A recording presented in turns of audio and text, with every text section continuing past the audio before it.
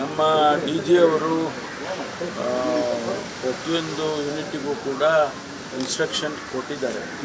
ಈಗ ನಾವು ಸರ್ಕಾರದ ವತಿಯಿಂದ ಭಾಳ ಎಚ್ಚರಿಕೆಯಿಂದ ಇದನ್ನು ಗಮನಿಸಬೇಕು. ಯಾರಾದರೂ ಕಾಳಸಂತೆಯಲ್ಲಿ ಮಾರಾಟ ಮಾಡೋರಿದ್ದರೆ ಅಥವಾ ಹೋರ್ಡಿಂಗ್ ಮಾಡೋರಿದ್ದರೆ ಅವ್ರನ್ನ ಇಮಿಡಿಯೇಟಾಗಿ ಅವ್ರ ಮೇಲೆ ಕ್ರಮ ತಗೋಬೇಕು ಅಂತೇಳಿ ಸೂಚನೆಯನ್ನು ನಾನೇ ಖುದ್ದಾಗಿ ಕೊಟ್ಟಿದ್ದೇನೆ.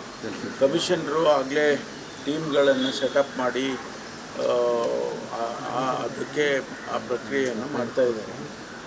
ಕಾಳಸಂತೆಯಲ್ಲಿ ಹೋರ್ಡಿಂಗ್ ಮಾಡಿ ಹೆಚ್ಚು ಬೆಲೆಗೆ ಮಾರಾಟ ಮಾಡೋದನ್ನು ಖಂಡಿತವಾಗಿ ನಾವು ಮಾನಿಟ್ರ್ ಮಾಡ್ತೀವಿ ಮತ್ತು ಅವ್ರ ಮೇಲೆ ಕ್ರಮ ತಗೊಳ್ತೀವಿ. ಆಮೇಲೆ ಇನ್ನೊಂದು, ನಿನ್ನೆ ಕಾಂಗ್ರೆಸ್ನ ಸುಮಾರು 25ರಿಂದ 30 ಜನ ಸೀನಿಯರ್ ಲೀಡರ್ಗಳು ಸಭೆ ನಡೆಸಿರೋಂಥದ್ದು. ಅಂದರೆ ಬರೀ ಫಸ್ಟ್ ಟೈಮರ್ಸ್ MLAಗಳಿಗೆ ಮಾತ್ರ ಅಲ್ಲ, ನಮ್ಮ ಸೀನಿಯಾರಿಟಿನೂ ನೀವು ಗಣನೆಗೆ ತೆಗೆದುಕೊಂಡು ನಮಗೂ ಮಿನಿಸ್ಟರ್ಶಿಪ್ ಕೊಡಬೇಕು ಅಂತ ಡೆಲ್ಲಿಗೆ ಹೋಗೋಕ್ಕೆ ಪ್ಲ್ಯಾನ್ ಮಾಡಿದ್ದಾರೆ. ಅಲ್ಲ, ಆ್ಯಕ್ಚುಲಿ ಮೊನ್ನೆ ಕೂಡ ನಾನು ರಿಯಾಕ್ಟ್ ಮಾಡಿದ್ದೇನೆ ಈ ವಿಚಾರದಲ್ಲಿ.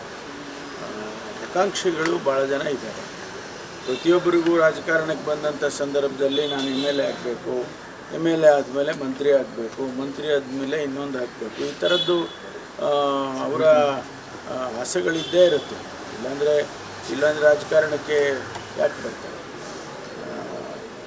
ಈಗ ಯಾವುದೇ ಒಂದು ಹುದ್ದೆಗೆ ಸೇರಿದ್ರೆ ಅವ್ರಿಗೆ ಎಲಿವೇಷನ್ ಆಗೋದಿಲ್ಲ, ಪ್ರಮೋಷನ್ಸ್ ಆಗುತ್ತೆ.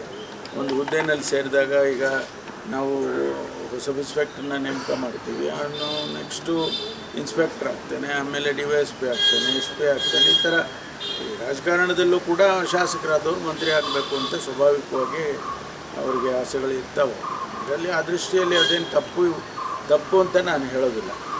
ಅವರು ಮೀಟಿಂಗ್ ಮಾಡ್ಕೊಳ್ಳೋದು ಅಥವಾ ಅವರು ಕೇಳ್ಕೊಳ್ಳೋದು, ಹೈಕಮಾಂಡ್ ಅವ್ರನ್ನ ಕೇಳೋದು, ಅದೆಲ್ಲ ನಡೀತಾ ಇರುತ್ತೆ. ಇದೆಲ್ಲ ಒಂದು ಪೊಲಿಟಿಕಲ್ ಸಿಸ್ಟಮ್ನಲ್ಲಿ ಒಂದೊಂದು ಪ್ರಕ್ರಿಯೆ ನಡೀತಾ ಇರುತ್ತೆ. ಒರಿಸ್ಸಾಯಿಂದ ಸುಮಾರು 12ರಿಂದ 15 ಜನ MLAಗಳನ್ನ ಈಗ ಬೆಂಗಳೂರಿಗೆ ಶಿಫ್ಟ್ ಮಾಡಿದ್ದಾರೆ. ರಾಜ್ಯಸಭೆ ಹಿನ್ನೆಲೆ ಕ್ರಾಸ್ ವೋಟಿಂಗ್ ಆಗಬಾರ್ದು ಅನ್ನೋ ಲೆಕ್ಕಾಚಾರಕ್ಕೆ ವಂಡರ್ಲಾದ ಒಂದು ರೆಸಾರ್ಟ್ನಲ್ಲಿ DK ಶಿವಕುಮಾರ್ ಅವರಿಗೆ ಜವಾಬ್ದಾರಿ ಕೊಟ್ಟಿದ್ರು, ಇರಿಸಿದ್ದಾರೆ ಅಂತ ಆಮೇಲೆ ಒಂದಿಷ್ಟು ವಿಜುವಲ್ ಕೂಡ ಏರ್ಪೋರ್ಟಿಂದ MLAಗಳು ಹೊರಗಡೆ ಬರ್ತಿರೋದು. ಅಲ್ಲ, ಮಾಹಿತಿಗಳು ಬರ್ತಾ ಇದ್ದಾರೆ ಅಂತ ಮೊದಲು ಮಾಹಿತಿ ಇತ್ತು ನನ್ನ ಹತ್ರ. ಆದರೆ ಈಗ ಅವ್ರು ಬಂದಿರೋದು ಮತ್ತು ಅವರ ಪರ್ಪಸ್ಸು ಅದೆಲ್ಲ ಬಹುಶಃ ನಮ್ಮ ಅಧ್ಯಕ್ಷರೇ ಅದನ್ನು ಮಾನಿಟರ್ ಮಾಡ್ತಾರೆ. ಈಗ ಸದ್ಯಕ್ಕೆ ಅದು ಯಾವ ಥರ ರೌಂಡ್ಸ್ ನಡೀತಾ ಇದೆ ಅಂದರೆ ಸರ್, ಈ ಹಿಂದೆ ಗುಜರಾತ್ನ ಆಪರೇಷನ್ ಮಾಡಿದ್ರು, ಜೈಲಿಗೆ ಹೋಗಿ ಬಂದರು, ಅಂದರೆ ಕಾಂಗ್ರೆಸ್ ಪಕ್ಷಕ್ಕೆ ತಮ್ಮ ನಿಲುವನ್ನು ತೋರಿಸಿದ್ರು. ಈಗ ಮತ್ತೊಂದು ಅವಕಾಶ, CM ಹುದ್ದೆ ಮೇಲೆ ಕಣ್ಣಿಟ್ಟಿದ್ದಾರೆ. ಈಗ ಮತ್ತೊಮ್ಮೆ ಅಸ್ಸಾಂದು ಒರಿಸ್ಸಾದು ಗೆಲ್ಲಿಸ್ಕೊಂಡ್ಬಂದರೆ CM ಹುದ್ದೆ ಈಸಿ ಆಗ್ಬೋದು ಅನ್ನೋ ಲೆಕ್ಕಾಚಾರ.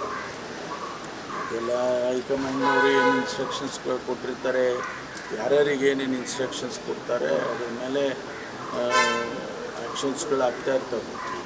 ಅವರೇನಾದರೂ ನಮ್ಮ ಅಧ್ಯಕ್ಷರಿಗೆ ಅವರಿಗೆ ಸೂಚನೆ ಕೊಟ್ಟು ನೀವು ಜವಾಬ್ದಾರಿ ತಗೋಬೇಕು ಅಂದರೆ ಆ ಜವಾಬ್ದಾರಿ ಅವ್ರು ಮಾಡ್ತಾರೆ.